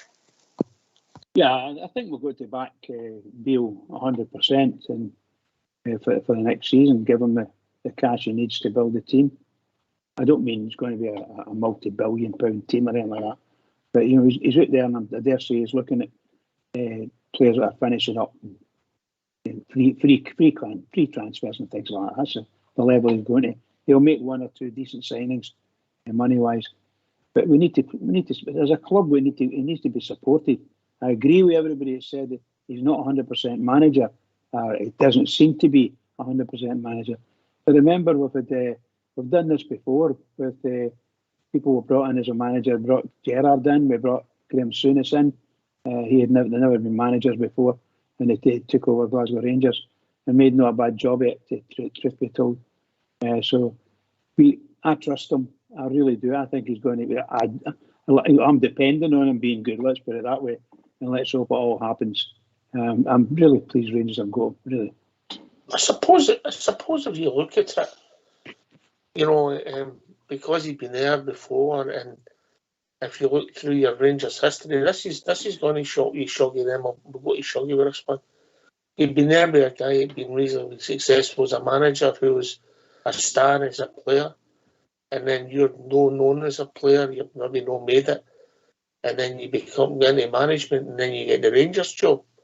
I give you Jock Wallace, Shuggy. Aye, but at the end of the day, Ox, like, we've not got time to play with anymore. You know, we can say we can all look back on the past, like you just on there saying, well, Jock Wallace did this and blah de blah de blah. But Jock Wallace was Jock Wallace. Jock Wallace was. I know it's different football today, and it's a different stratosphere and everything that goes with it. We're living in a different world and all this. But it's all we want is success.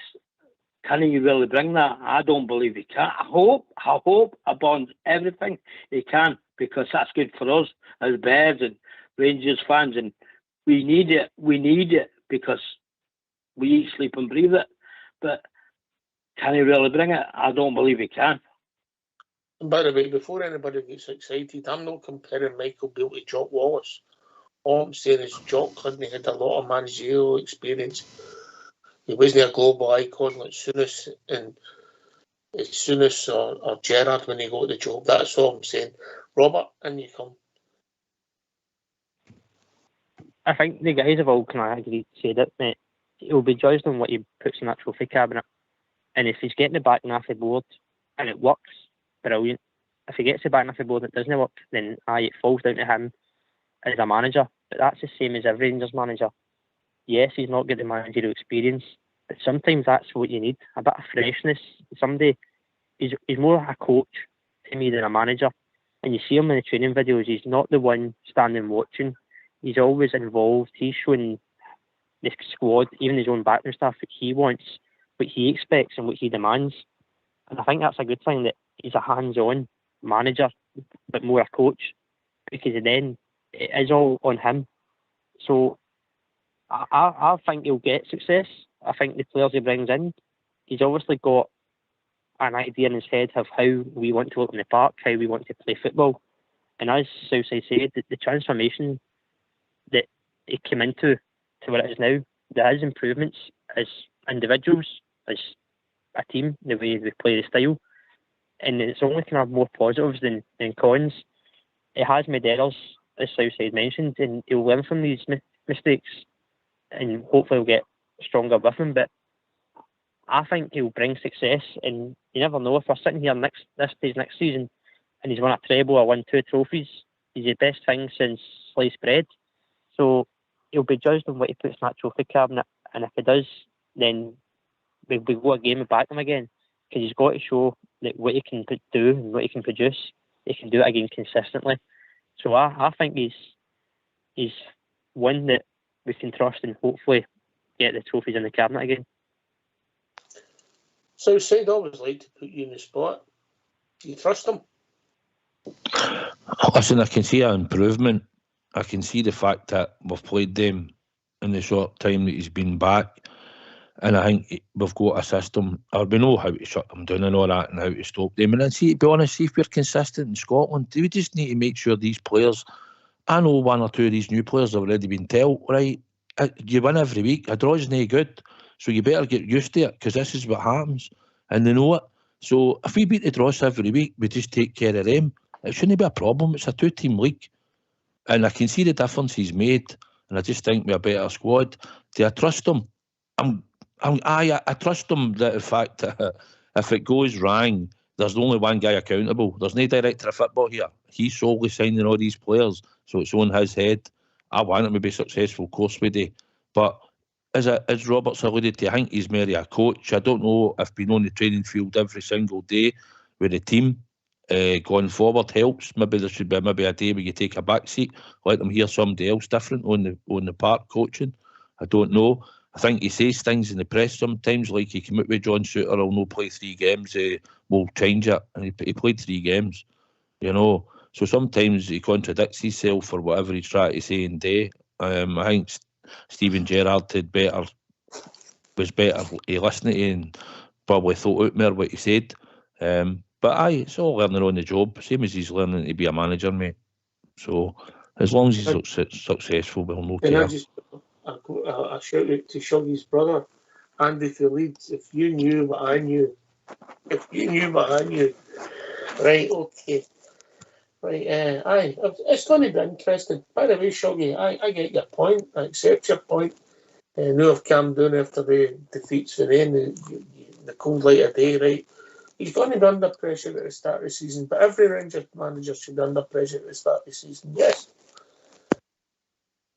Yeah, totally up. I get that. But at the end of the day, like I said, you know, and I don't mean to sound negative. That's probably what I do sound at this minute in time. I'll back Rangers 100% because Rangers are my team, right? I'm only saying what I think in my head. I could be totally wrong, and I hope I am. I hope he, you know, takes the treble and, you know, does his best for us. And, you know, that's what I want because we all want that. But at the end of the day, I just, you know, I can see the positive side, what people are saying. He's done this and he's got the point deficit and he's got to play into his system and this, that, and the other. But at the end of the day, no, it's not for me. And I'm sorry if that sounds derogatory. Well, that's just me. But No, you're giving your opinion, and I don't think you're alone in that. I mean, let's be honest, we don't support the players, the manager, and that. We support the team. Players and managers come and go, but we recognise how big a season it is, Bridge. Yeah, 100%. And what can we say? Shug saying things there that we could all disagree with, all of the Rangers support could disagree with. But you might find that there's a whole chunk of them actually agree 100% with what he's saying. I personally like Beale, and I'm very empathetic towards him, and I hope we give him the time to succeed, which we obviously as a club we don't seem to have a lot of time sometimes for our managers. They have to give us immediate success. Well, I think he's got his half decent success so far. Not that we'll get any trophies or anything like that, but he's brought us some success players wise, and the way we stand up to that mob across the city. I think the number of times he's played against them, particularly Ibrox, he's been very, very good. His team's been very good against them. And I thought the last time we played them, we were absolutely outstanding. Outstanding Rangers were. And you know, I'll tell you now, they never get criticised once, that team, in the Scottish press. Not once. No criticism of the way Celtic played, nothing. Rangers just battered them, as simple as that. They put it down to an off day. When we get beat by them, it's battered. We got Rangers, Celtic battered us, and so all that nonsense. It doesn't happen. But anyway, I think that Beale, I hope that Beale will be a big star for us as a manager. It sounds good to me. He says things because he's young, still young. He will be tested. I think the first Old Firm game of the season at Ibrox is going to be massive, if I'm being honest, Southside. Aye. Just before we touch on that, another thing, Oxy, he turned this squad round and got us winning away from Heyman and got us winning a lot of games, a couple of blips here or there. The big games for Hampden, we can take that, but in the league form I'm talking about for that squad that weren't picking up points and doing the business, he's turned that squad around, and he knows, and a lot of them are leaving anyway, so fair play to him on that. The game against them at Ibrox, aye, definitely. It's a big game. They'll all be big games, to be honest, but that's one where it's the first one at home for us, and you want to lay the marker down. But it's that one we won. It didn't mean anything in the cold light of day, to be honest. You know, as much as we gave them a doing, it's just the fact that we need to lay the marker down in that first game, but we need to have been winning our league games up to then as well.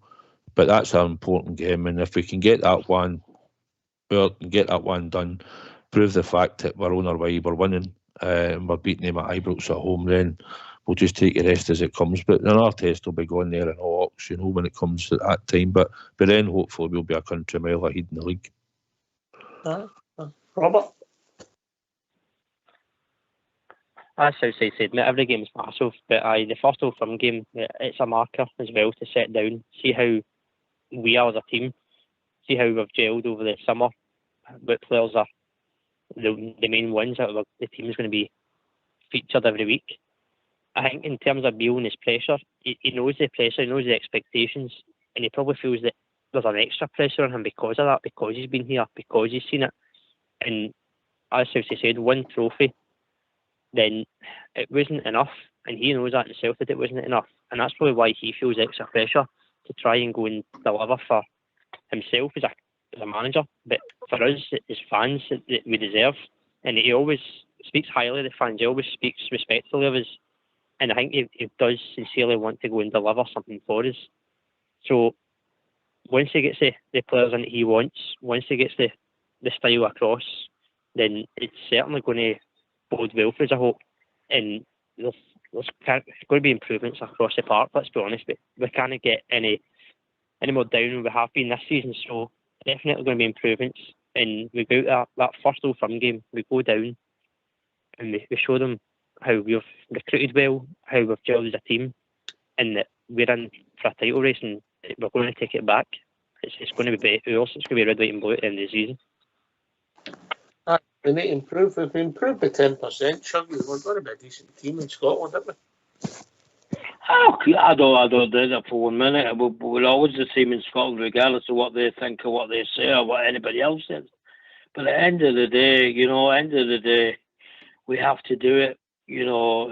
Like I've said, I'll come on at future, and hopefully I'm saying to you, well, look, I totally got it wrong, and I messed up, and it's just my thoughts. That's all it is, Ox. You know what I mean? I want the best for us at all times. I want the best for Rangers Football Club every day of the year. But I don't think he's the manager. That's all I'm saying. You're entitled to disagree with me. You're entitled to agree with me or whatever you want. But you're spot on, Chuck. You're spot on in your rationale. I don't think you're alone, mate. But we'll see where it goes, and hopefully Michael Beale comes on and builds a dynasty. But as we sit today, I don't think you're sitting there alone with eight thoughts, mate. Because ultimately you're judged on what you win. Ultimately, and where we are, it's how in the big games against them. So we'll see where it takes us. Yes, we've competed. Yes, we've improved. Yes, we've been unlucky with injuries. So we'll see where it takes us. Southside. I know. I respect your view, Shug, as always, pal. And just after seeing a wee bit of an improvement, with what he's had to work with, I think I think he knows the extent of the rebuild. I think he shouldn't have any teacher's pets. I think he had one. Now he's let him go, and Ryan Kent. So I think you build your team through the spine of the squad, then you'll start with a goalkeeper, your centre-back, central midfielder, which you'd probably say would be Raskin, and he's looking for a brand new striker, I would think. And then your centre-back, where it'll probably be Suter to start with, or the new person that comes in. But that's what you'll build a spine of the team.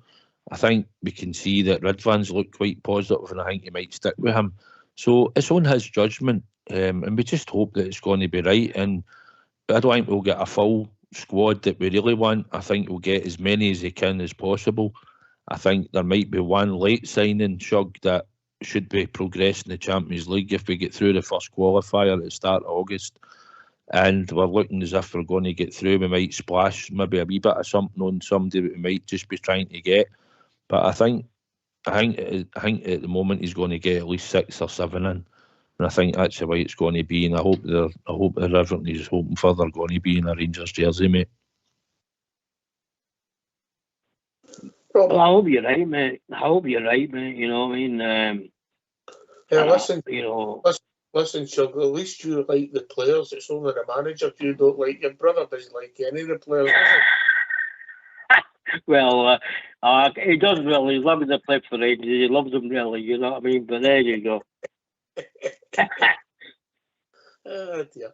Oh, he's a top man. He's a top man. And see, when he gets to hear what I know, and Southside knows, and others know, he will. With the Southside. Aye, he certainly will. Can I ask you a question, just because it was in my head there? See me look at the managers before Steve and Gerrard came in. See if Warburton had more money. Do you think he would have made a difference, considering we had to put up with what we've put up with? I think Warburton's biggest mistake was recruiting guys that had no legs. When we came up, he got us promoted. He had he had a vision, had an idea. I think he got it, and he got fooled with Scottish football, mate. Barton and Crancher, yeah. Aye. Crancher's arguably one of the best footballers we've ever had at my club. Just the fact was he was done by about 5 years by the time we got him, mate.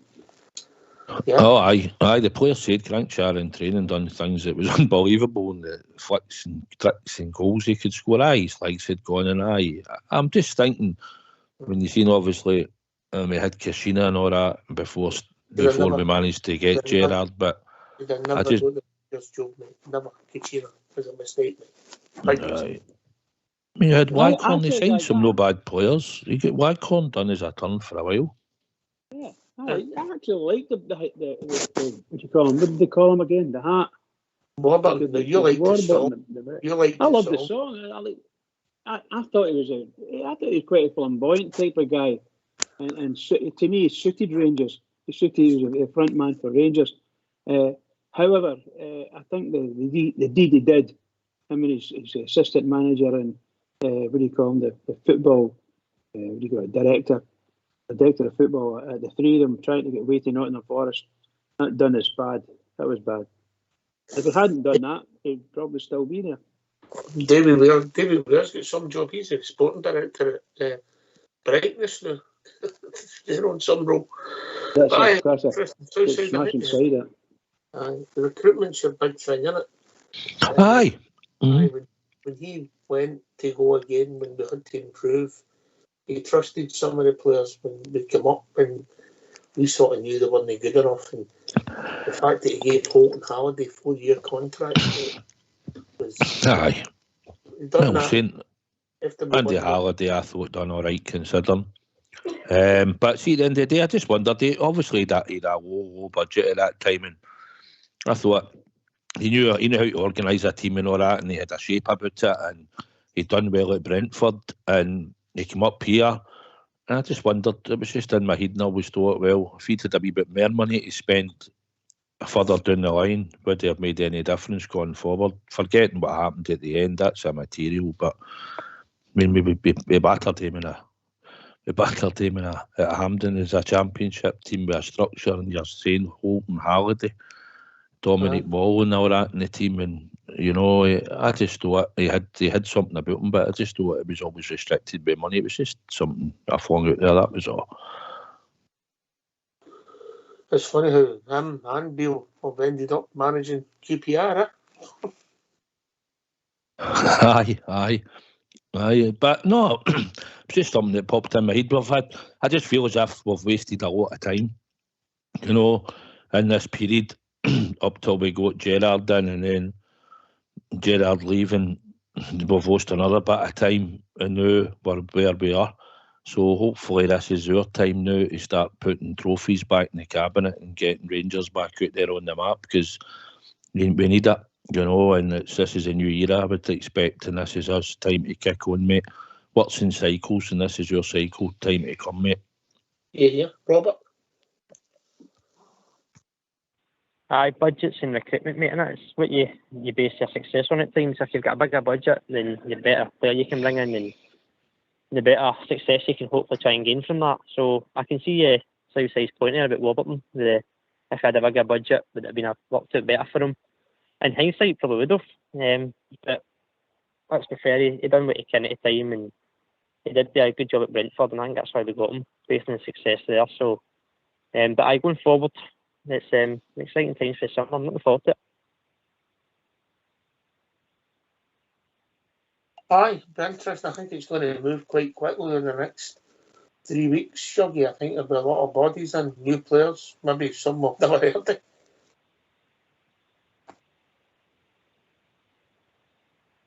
Oh, Shuggy fell off his picture. Bridge? Yeah, 100% right. 100%. I'm really excited about what's going to happen over the next 3 weeks. I hope we're not disappointed. I hope the Rangers fans are not disappointed. There's been a lot of talk and a lot of thoughts that we're definitely going to get someone, and the manager has hinted at certain things, and we have to bring in a number of bodies, new players of a decent quality. It's got to happen. When it starts, I don't know, but some of them might be end of June, for instance, is not the end of May. So we might have to wait a month for that. But seriously, he needs to start bringing people in. And we're really looking forward to I guys think coming in. about 3 or 4 of the deals are all signed, sealed and delivered, if I'm honest, Bridge. Is that right? Well, that'll be good. That'll be That's fantastic. my understanding. I don't think I'll be far away when I say that, Southside. You will not, mate. I think there's a lot of the work done, Bridge. Kieran Dowell admitted it there just when he done an interview that Michael Beale had spoke to him 3 months ago, you know, and he'd already alluded that he was going to come. It was only obviously down to money and stuff to be finalised, but he gave them all, any player I think he's spoken to that he was allowed to or whatever he done. I think all the deals are done, mate, if the money's right, and hopefully we'll see a lot of them arrive in the next fortnight. Yeah, that's probably brilliant. Now the fans will be over the moon. Over the moon. That's the truth. Listening to what Beale and Bisgrove have said in a couple of their interviews as well, it seems that they're keen to get the squad ready for pre-season. Maybe not day one, but right at the start, that he wants to get the squad gelled in quickly, ready for these qualifiers. So I think they're certainly working at pace well before Ross Wilson even left, and even continuing it. Beale was going himself and speaking to players. So it sounds like it's been a work in progress since Beale came in the door, and it's certainly just maybe dotting the I's and crossing the T's just now, and waiting for maybe players to end their seasons if they're still kind of get a couple of games with any other clubs or finalising a few things. But it certainly seems that we've moved quickly in the market. Is anybody missing, Mr. Wilson? Mrs. Wilson. Mrs. Wilson, aye. But I don't think any Rangers fans are missing him, to be honest. Of course, only time's going to tell, because we don't know what kind of job he's done in the last 3 months he was there. So we're not privy to that until maybe another couple of months away. But really and truly, he might have been doing great things with Rangers behind the scenes for all we know. And we'll not know, as I say, on that side. But this guy, Beale's, if he's doing all the things that guy was doing, he's doing a great job. Aye, it'll be interesting. Watch this space. I mean, obviously the media are tipping it. It's somebody looks as if they're going to come in on Wednesday, so that'll be number 2 in the door. Throw in Cantwell and Raskin into that. You know, you're not far away from half a team quite quickly, and then you've got the guys coming to the fore like Ridvan and Suter. You know, and all of a sudden the team has developed the south side. Aye, you can see that it's going to evolve a bit. Like you said, obviously we'll get a goalkeeper. I would imagine that'll come in. And if we get the one, if it's maybe Sterling and that's announced, you've got Kieran Dowell's going to start as well, you would imagine. Snow. So I'd imagine, but he's looking at a front 3 across the board. I think that's what he's looking at as well. So aye, it will certainly evolve for the start of next season. I think Alan McGregor's testimonial might be interesting, so that'll be about the first time we might get to see him. Looking forward to that. The tickets are on sale. They'll go quite quickly. Newcastle getting 8,000, so there'll be a bit of clamour for tickets, won't there? I got the email in. I get it on the credit card scheme, so I'll just come off automatically, like yourselves, like yours probably. Same as it's, and then Hamburg. Yeah. Yep, that should be good as well. When I seen that at first, I thought, is this a wee trip coming up? I did think that myself, and I get the bad news, it was at Ibrox. Oh dear. Right, okay. Well, we've reached that time of the evening. Have you left this show? You still there? Oh, we've lost Shoggy. Can't have any credit left in his phone, Bridge. He's away to tell Andy the news. If Andy knew, but we knew. I wonder how much Andy would pay for that one. How much you reckon, Southside? Well, it depends if it's going to give him enjoyment or what. What do you think? Andy would love it. He'd love it. Always Christmas. Always Christmas is the game on. Right, we've reached that time of the evening. Robert, last word for yourself. Your good self. Thanks for taking my call again, mate. Good chat. Good to be on with you. Again, good that the season's done. We can look forward to summer recruitment and getting the new squad together and getting them out and getting some trophies back in that cabinet. Thanks for taking my call, mate. Have a good one. Cheers, mate. Next time you phone us, make sure you're not up that mountain. No, I know. I was up hiking. Get inside, it's too cold now. Midges are out. Cheers, mate. Southside. Hi, good to be on. Good to be back on the night, mate. Some good chat as always, and it's always good to be on with the legend, the Bridgeman. So thanks for having us on. You like some year on the stage, you bring the better biscuits, mate. Well, he likes a bit of chocolate as your Bridge, doesn't he? He's a dunker, isn't he? Oh, what can I say? Okay. Oh, listen, Oxjab, another magic night tonight. Wonderful being on with Southside, really good. And thanks to the guy, techie guy looking after us. Can I just say to all the Rangers fans all over the world, including the Rangers fans on here on Rangers Radio, every single one is, please, this is our club we're speaking about now. Keep it going for them. Keep it going for the Rangers, everybody. Keep it going. Yep, and I thank Jordan who phoned us in for just outside Orlando, Robert, and of course your Shuggy for joining us tonight. Enjoyed both the calls. Bridgeman and Southside for doing the show. Fox and Old School Blue for doing the technicals. This has been Rangers Radio. And we'll be back tomorrow night with our last show of the season, 2022-2023. Thanks for listening. Speak to you tomorrow night. Take it away, Old School Blue.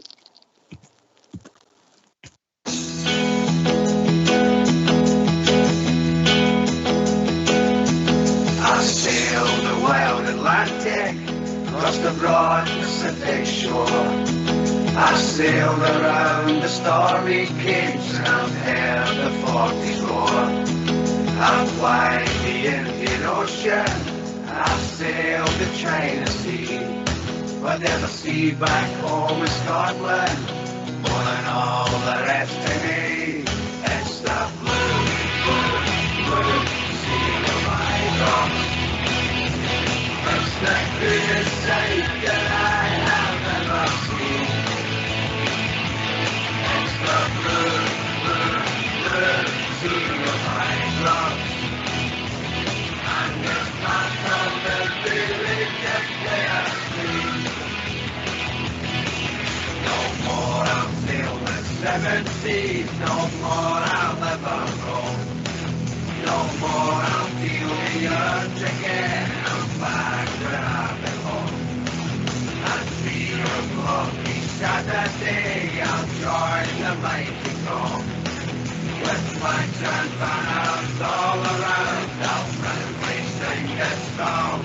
It's the blue, blue, blue sea of my God. It's the goodest sight that I